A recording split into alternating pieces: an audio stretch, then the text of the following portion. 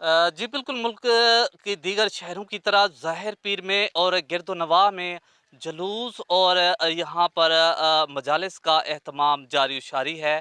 मैं इस time मौज़ा full बस्ती भटिया में मौजूद हूँ, जहाँ पे मजलिस का एहतमाम किया जा रहा है, जहाँ पर अज़ादारों की कसीर तादाद जो कि सीना को भी करते हुए और नोहा खानी करते हुए मौजूद हैं। मेरे साथ इस टाइम मौलवी सादिक साहब मौजूद हैं। मौलाना सादिक साहब से जानते हैं इस हवाले से इनका क्या कहना है। जी औज़ु बिल्लाहि मिनश शैतानिर रजीम बिस्मिल्लाहिर रहमानिर रहीम इन्ना दीना इंदल्लाहिल इस्लाम। इस हवाले दे नाल सारे बस्ती भट्टियां दे अंदर गिरद नवाह दे लोग साडे नाल शामिल थी दिन। मौला इमाम हुसैन अलैहिस्सलाम नवासे रसूल दा जिक्र किया वेंदे, सोग मनाया वेंदे, अलम पाक भी बरामद किया वेंदे, सबील दा एहतमाम भी होंदे, लंगर दा एहतमाम भी होंदे।